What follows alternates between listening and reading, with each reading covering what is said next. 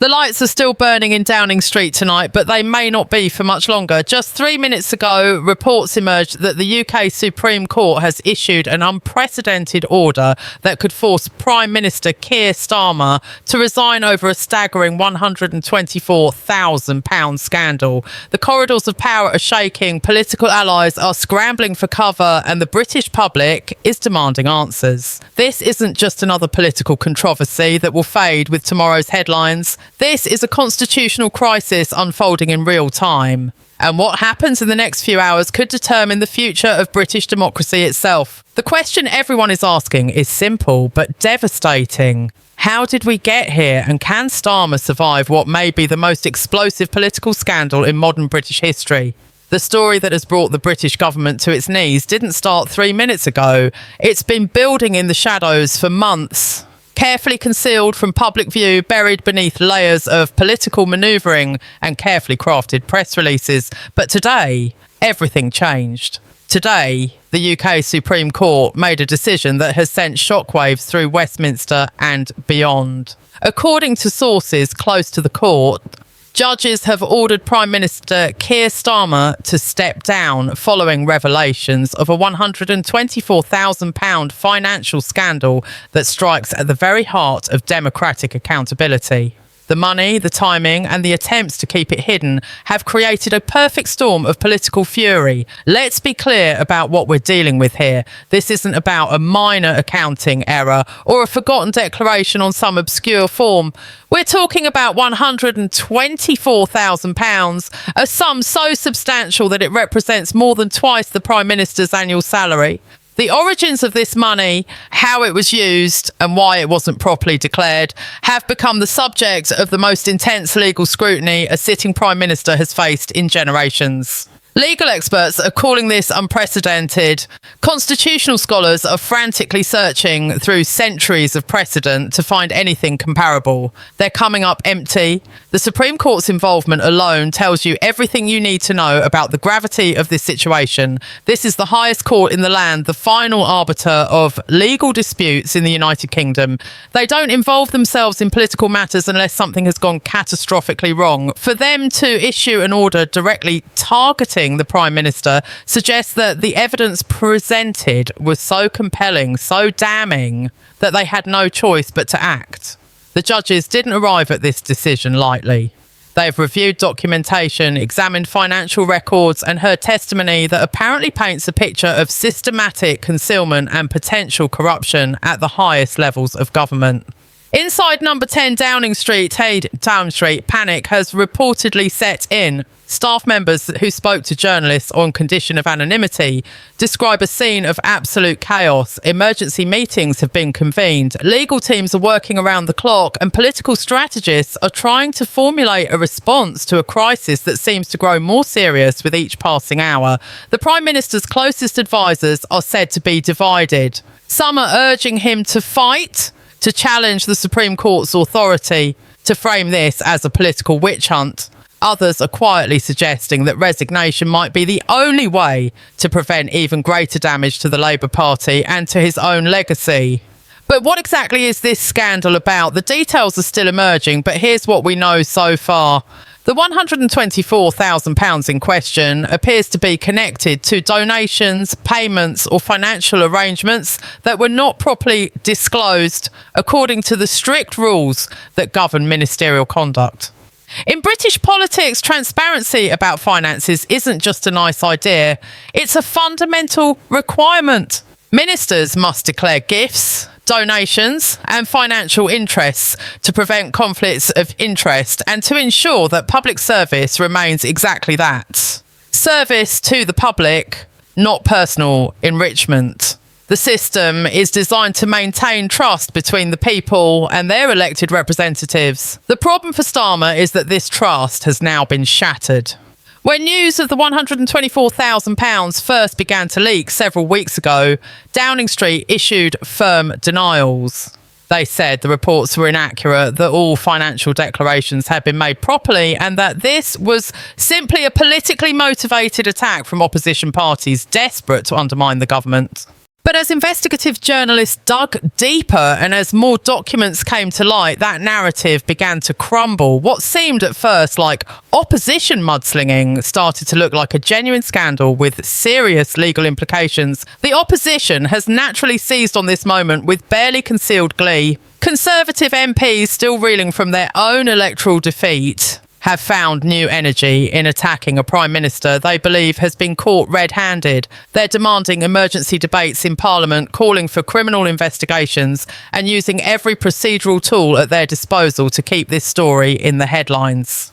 The SNP and Liberal Democrats have joined the chorus, each making their own political calculations about how this crisis might benefit their positions. The common thread running through all their statements is the same: Starmer must go, and he must go now. Public reaction has been swift and brutal. Social media platforms are ablaze with commentary, memes, and expressions of outrage. The hashtags demanding Starmer's resignation are trending not just in the UK but globally. People are angry, and that anger is amplified by the fact that this scandal emerges at a time when ordinary Britons are struggling with the cost of living crisis, when public services are under strain, and when trust in politicians was already at historic lows. The optics couldn't be worse. A Prime Minister who came to power promising integrity and transparency, now accused of hiding a sum of money that people couldn't earn in several years.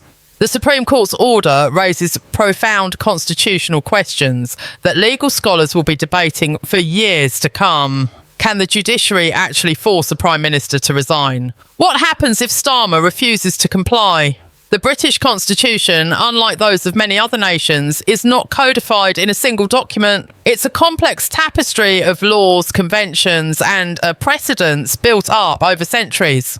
While the Supreme Court has tremendous moral and legal authority, the mechanism for actually removing a sitting Prime Minister is traditionally political rather than judicial. That's what makes this order so extraordinary and frankly so confusing. In the traditional understanding of British constitutional law, a Prime Minister remains in office as long as they command the confidence of the House of Commons. If they lose that confidence either through a vote of no confidence or through an inability to pass key legislation, then they must resign or call a general election. The monarch, acting on advice, would then ask someone else, usually the leader of the party that can command a majority, to form a government. The courts have generally stayed out of this process, respecting the separation of powers between the judiciary and the executive branches of government, but this scandal appears to have pushed the Supreme Court into uncharted territory. Sources suggest that the judges may have determined that the financial impropriety is so severe that it constitutes a breach of fundamental legal and ethical standards that transcend normal political considerations. If the allegations are proven, we're not talking about a policy disagreement or a political misjudgment. We're talking about potential violations of laws designed to ensure honesty and accountability in public office. The court may have concluded that when such violations reach the very top of government, they cannot stand idly by and wait for the political process to unfold at its own pace. The specific legal grounds for the Supreme Court's order remain somewhat unclear, as the full judgment has not yet been publicly released. Legal analysts are speculating that it may involve the Ministerial Code, which sets out standards of conduct expected of ministers, including the Prime Minister. Breaches of this code have traditionally been matters for the Prime Minister himself to judge and enforce among his ministers, creating an obvious problem when the Prime Minister is the one accused of violations. The Supreme Court may have decided that this circular arrangement is inadequate when dealing with alleged misconduct at the very top. Meanwhile, the political fallout continues to accelerate. Within the Labour Party itself, tensions that were already simmering beneath the surface are now boiling over.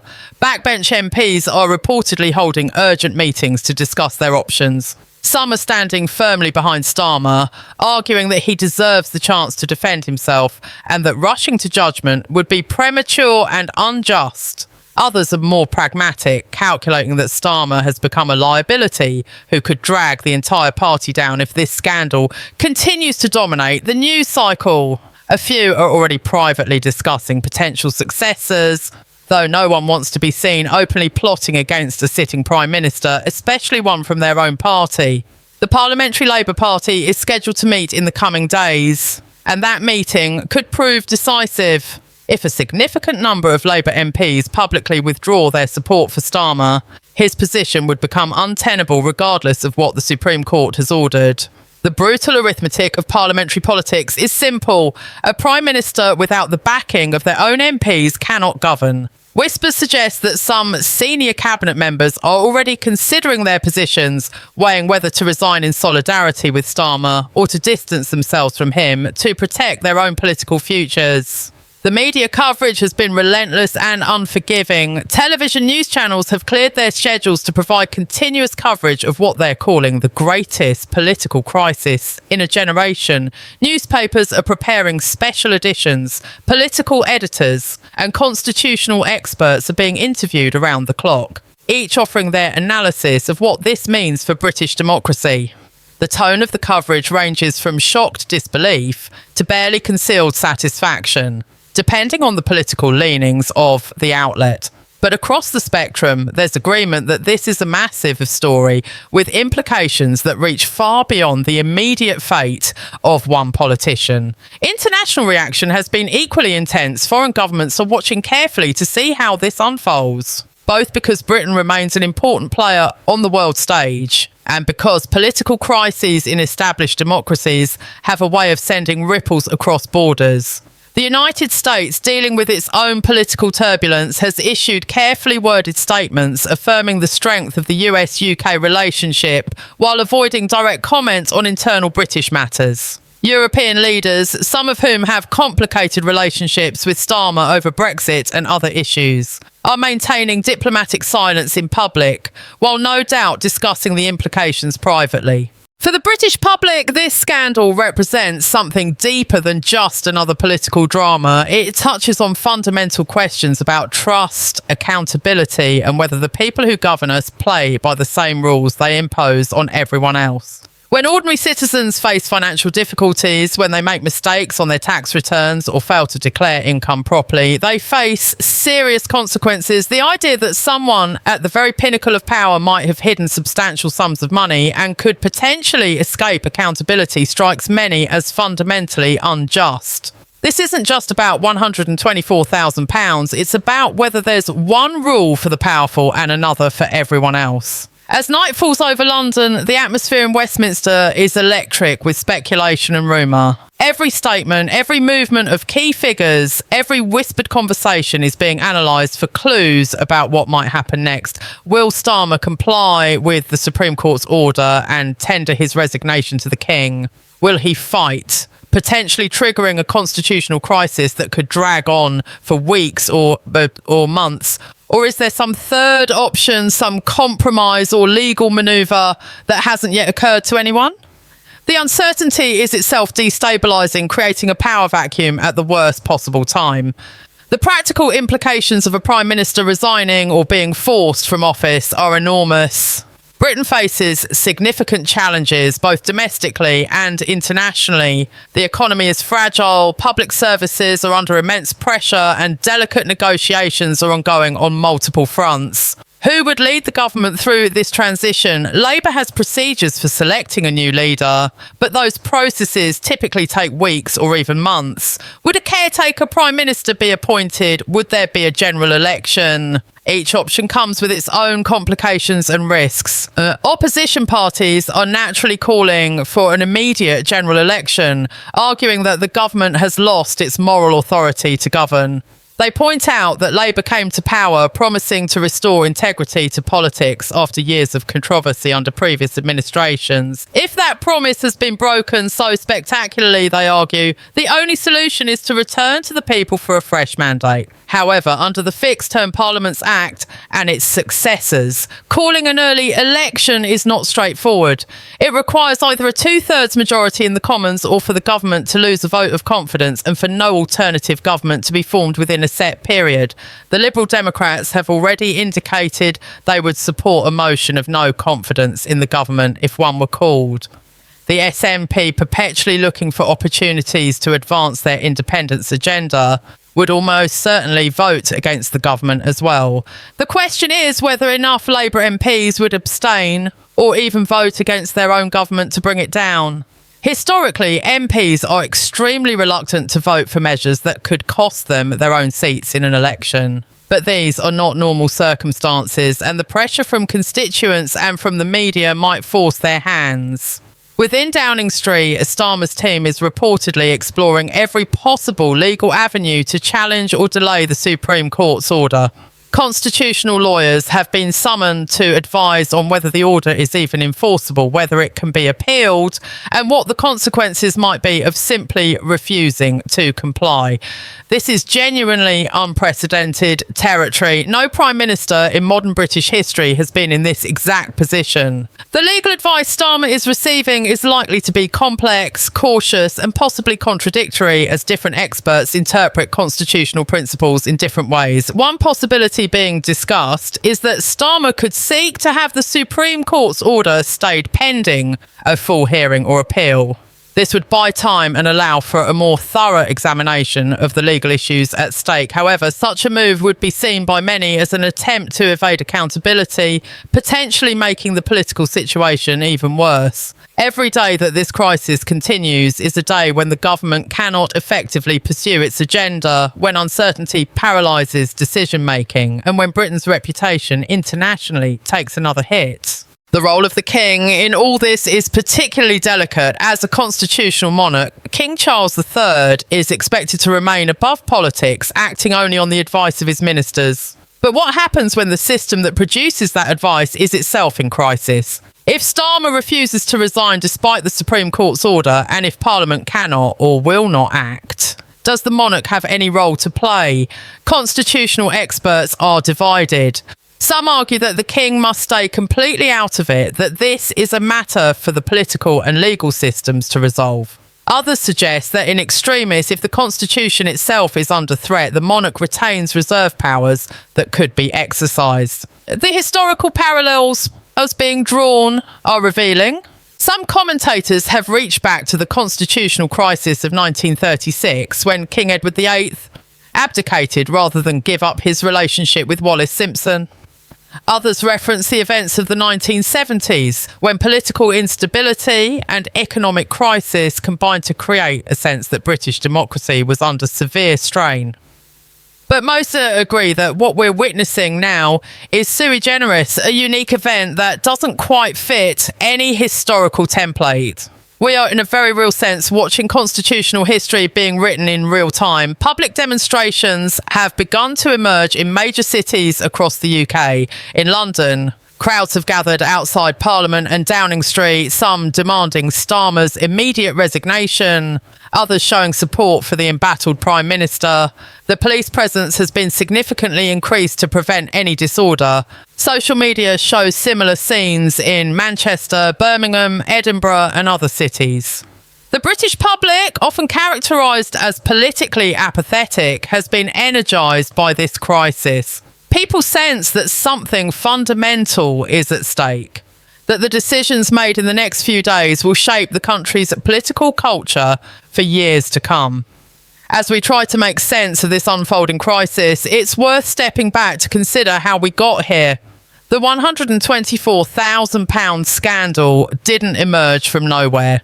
It's the culmination of a political culture that has arguably become increasingly disconnected from the people it serves. For years, stories have emerged about MPs' expenses, second jobs, lucrative consultancies, and financial arrangements that, while perhaps technically legal, feel wrong to ordinary citizens struggling to make ends meet. Each scandal erodes trust a little more, makes people a little more cynical, and creates the conditions where something like this can explode with such force. Starmer came to power promising to be different. His pitch to voters was built on competence, integrity, and a return to serious government after years of what he characterised as chaos and corruption. The Labour Party's manifesto emphasised transparency and accountability. Starmer personally committed to the highest ethical standards. That's what makes this scandal so damaging. If the allegations are true, it's not just that rules were broken, it's that they were broken by someone who explicitly promised to uphold them. The sense of betrayal among Labour supporters is palpable and profound. The investigative journalism that uncovered this story deserves recognition. In an era when local news is dying and when political journalism is often reduced to rewriting press releases, someone did the hard work of following the money, requesting documents, asking uncomfortable questions and refusing to accept easy answers. That's what a free press is supposed to do. And it's a reminder of why protecting press freedom and supporting quality journalism matters so much. Without that scrutiny, this scandal might never have come to light and the public would have remained in the dark about potential misconduct at the highest levels. What happens next is genuinely uncertain. If Starmer does resign, either voluntarily or under compulsion, the process of selecting a new Prime Minister begins immediately. Labour would need to quickly unite around a successor who could command the confidence of Parliament and begin the work of rebuilding public trust. Names being mentioned include several senior cabinet members, each with their own strengths and weaknesses, their own factional support within the party. The leadership contest would be brutal and divisive, conducted under the most intense media scrutiny imaginable. If Starmer refuses to resign and attempts to fight the Supreme Court's order, we enter completely uncharted constitutional waters.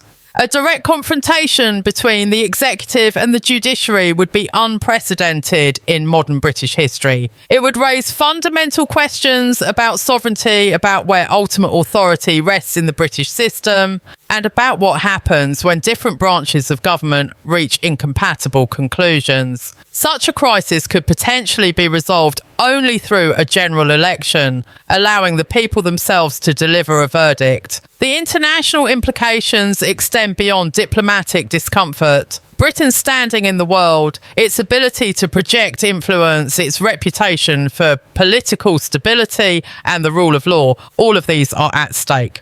Authoritarian regimes will seize on this crisis as evidence that Western democracies are no better than anyone else, that corruption exists everywhere, and that lectures about human rights and good governance from British politicians lack credibility. Democratic allies will watch with concern, hoping that Britain can resolve this crisis in a way that strengthens rather than weakens democratic institutions. For the average British citizen, this scandal is playing out against a backdrop of real hardship.